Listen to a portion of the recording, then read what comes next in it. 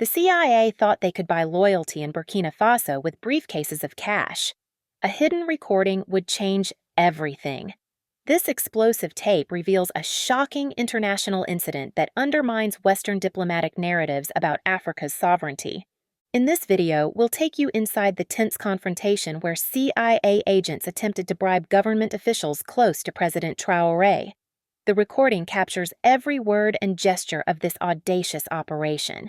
You'll witness firsthand the tactics foreign powers employ to influence African leadership, and the remarkable way Burkina Faso's patriots exposed the entire scheme, turning what was meant to be covert manipulation into an international scandal. What if I told you that right now there are foreign agents plotting to control African nations through their checkbooks?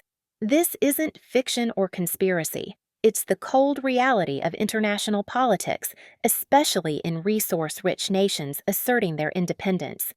For decades, foreign intelligence agencies have maintained control over African politics through money when diplomatic pressure fails and military threats seem too risky. This financial manipulation has played out across the continent, in Congo, where mineral wealth became the prize, in Libya, where oil access drove interference, in Nigeria, where petroleum reserves attracted foreign manipulation.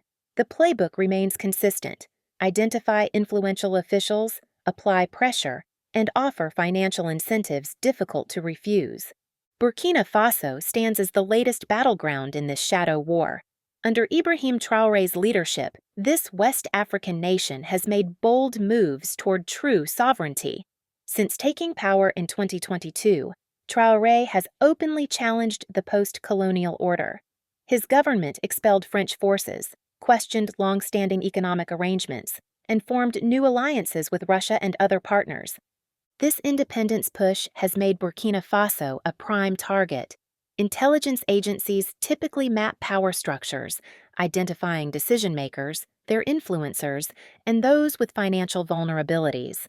They target officials with debts, expensive tastes, or ambition that might compromise principles for personal gain. Burkina Faso's importance to foreign powers is multi-layered. The country produces over 60 tons of gold annually, making it Africa's fourth largest producer, with billions in potential profit at stake. Its strategic location in the Sahel makes it crucial to West African security, while its military significance has grown as extremist groups operate regionally. Beyond resources, Burkina Faso represents a powerful symbol. Traoré's government has become a beacon for anti-colonial sentiment across West Africa. His sovereignty speeches resonate beyond borders. When he ordered French troops to leave after decades, Western capitals felt the shockwaves. The old colonial script was being rewritten by African hands. The pivot toward Russia particularly alarmed Western intelligence. As French influence diminished, Russian flags appeared in Ouagadougou's streets, and military cooperation agreements were signed with Moscow. This shift threatened to redraw the influence map in a region long dominated by Western powers. For agencies like the CIA, this represented a dangerous precedent, potentially spreading to neighboring countries. With traditional influence channels cut off, these agencies grew desperate. Their methods became bolder, offers larger, and operations riskier. The careful cultivation of assets over years gave way to blunt approaches and explicit cash offers. Western intelligence watched their influence evaporate as diplomatic leverage diminished and economic pressure failed. Military options were off the table. All they had left was finding insiders in Traoré's government willing to work for them. What followed became one of the most poorly executed influence operations in recent memory. The operation lacked subtlety, proper vetting, and basic security, the hallmarks of an agency rushing and underestimating targets. The CIA agents believed they had identified the right people close to Traoré to provide intelligence and influence. They calculated the price for loyalty but failed to account for their targets' patriotism and integrity, or their awareness of historical foreign interference patterns. But what happened when CIA agents thought they'd found their way into Traoré's inner circle? The answer reveals both their desperation and fatal miscalculation. In a country fighting for sovereignty, they discovered that not everyone's loyalty has a price tag. Money talks, but in the halls of power in Ouagadougou, it whispered something unexpected. The approach began subtly, as these operations typically do. CIA operatives reportedly made initial contact with members of Traoré's inner circle through seemingly innocent channels. They used diplomatic functions, business networking events, and third-party introductions to establish first contact. These meetings appeared casual at first, conversations about regional security, economic development, or mutual interests between Burkina Faso and the United States. The CIA agents presented themselves as economic attachés or diplomatic staff, using standard covers that provide both official access and plausible deniability. Their initial conversations avoided direct political topics, focusing instead on building rapport and establishing trust. As relationships developed, the conversations shifted to more private settings away from public view. Like a chess player slowly revealing their strategy, the American operatives began steering discussions toward Traoré's leadership, his government's relationship with Russia, and other international partnerships. Then came the pivot. In these intimate settings, the facade dropped. The CIA agents revealed their true intentions. They wanted regular information about Traoré's plans regarding Russian cooperation, resource agreements, and anti-terrorism efforts. Beyond mere intelligence gathering, they sought influence, pushing for their contacts to advocate against anti-Western sentiments and identify other potential allies within the government. The agents skillfully framed these requests as mutually beneficial cooperation between friends rather than espionage. They spoke of shared interests in regional stability and positioned themselves as partners helping balance Burkina Faso's international relationships. With this groundwork laid, the financial offers emerged. The reported amounts were substantial, starting figures between $10,000 and $15,000 monthly for regular information. These sums represented multiple years' worth of salary for senior government officials in Burkina Faso, where monthly government wages typically range from $200 to $2,000. The agents carefully labeled these payments as consulting fees or advisory services compensation. The Burkinabe officials felt a cold realization wash over them. This script was familiar, a modern version of the same tactics colonial powers had deployed for centuries. The room seemed to darken as they recognized this moment for what it was, another attempt to buy their nation's sovereignty. The approach included additional incentives beyond direct payments, visa privileges, educational opportunities for family members, and protection if political situations deteriorated. The implied consequences of non-cooperation hung in the air just as clearly: personal sanctions, international isolation, vulnerability to future challenges. As the American agents detailed payment methods and communication protocols, a heavy tension filled the room. The officials maintained composed expressions while inwardly processing the gravity of what they were hearing. They asked clarifying questions, neither accepting nor rejecting the offer, buying precious time as they considered their response. Then, in a decisive moment, one of the Burkinabe officials subtly activated their phone's recording function. Every word, every offer, every request was now being preserved as evidence of foreign interference.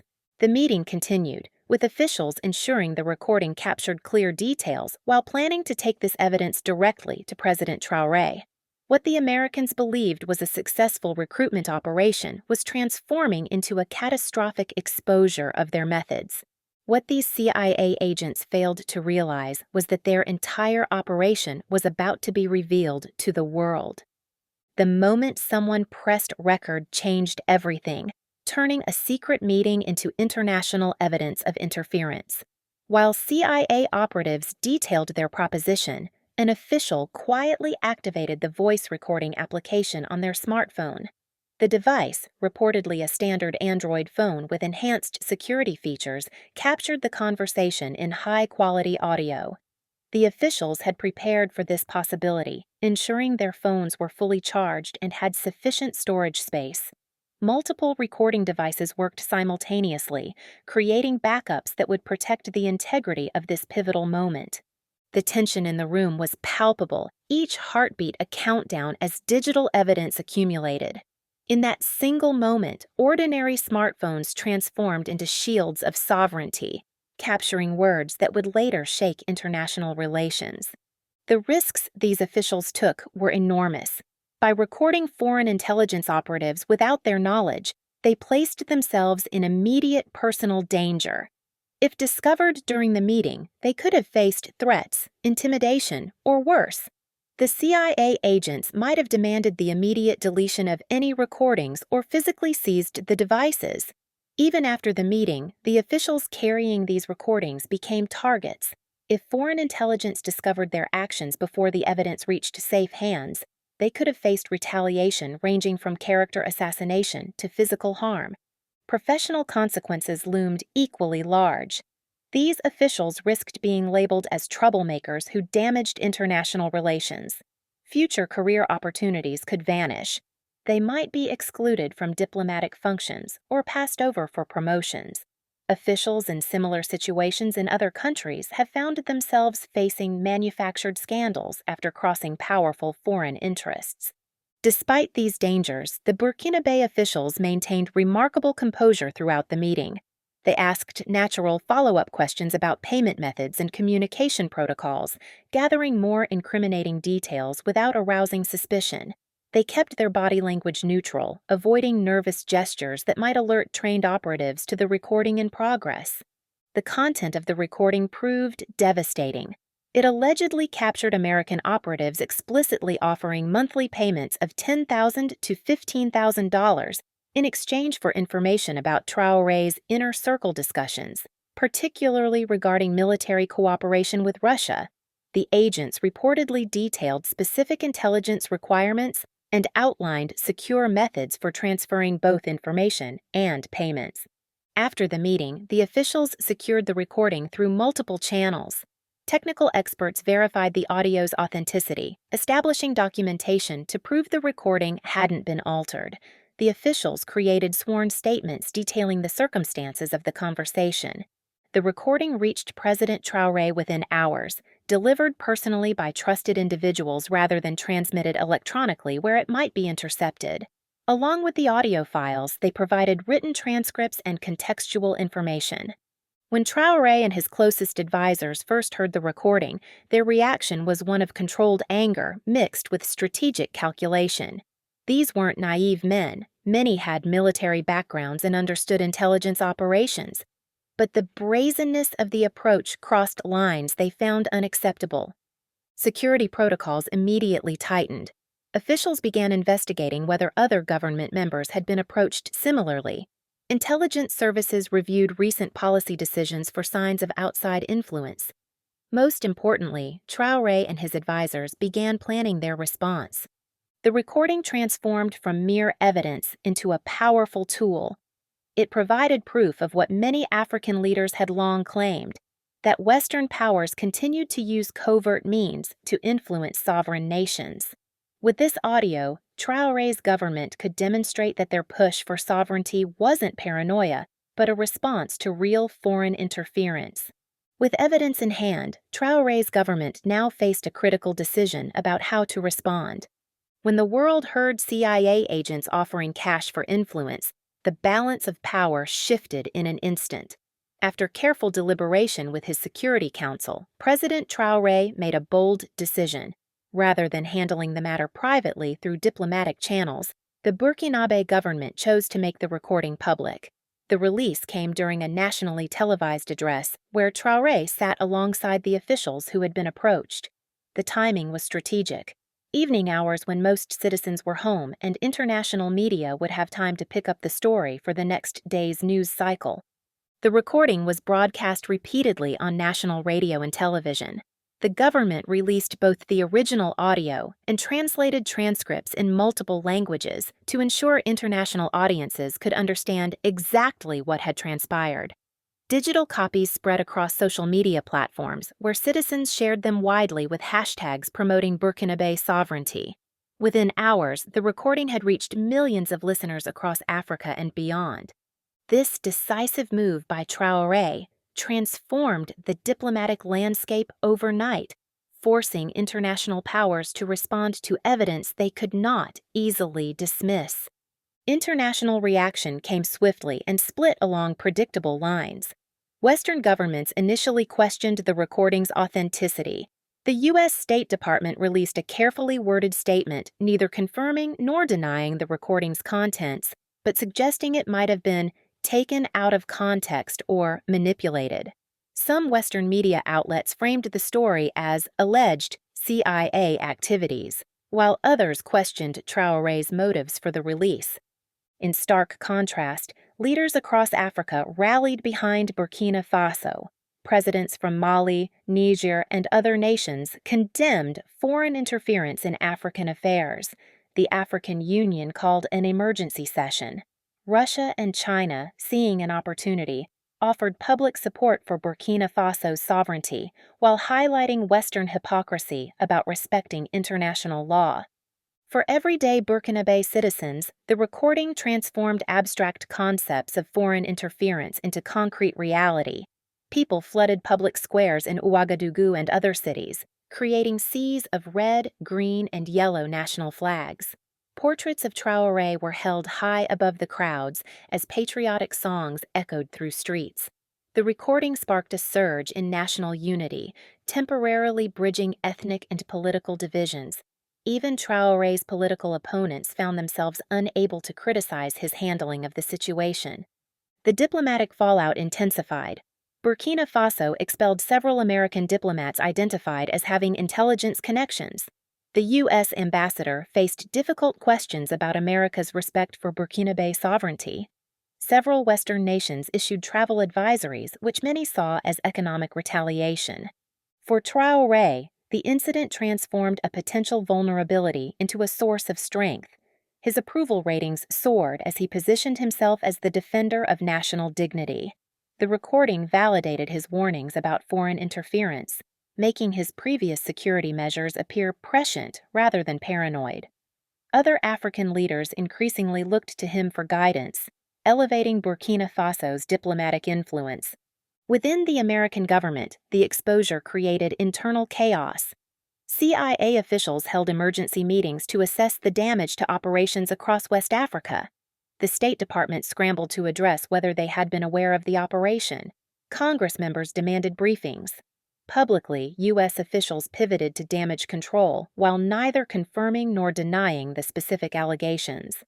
This incident fits into a broader pattern emerging across Africa. From Ethiopia to Zimbabwe, from Mali to the Democratic Republic of Congo, nations increasingly reject foreign dictates about how to govern their affairs. The recording became a powerful symbol in this movement, concrete evidence of tactics long suspected but rarely documented so clearly. That single recorded conversation fundamentally altered the relationship between Burkina Faso and Western powers, transforming a gradual distancing into a decisive break. The recording of CIA bribery attempts in Burkina Faso stands as proof that African sovereignty is not for sale, even when foreign powers arrive with open checkbooks. This incident shows how modern colonialism takes new forms, using money instead of military might. That moment when officials pressed record changed everything. It marks a turning point where technology met courage to defend independence. The officials who chose integrity demonstrated true patriotism. This recording now serves as a beacon, illuminating paths for others to protect their national integrity. As Burkina Faso moves forward, remember how a simple device protected a nation's destiny. What will you do to remain vigilant against foreign interference?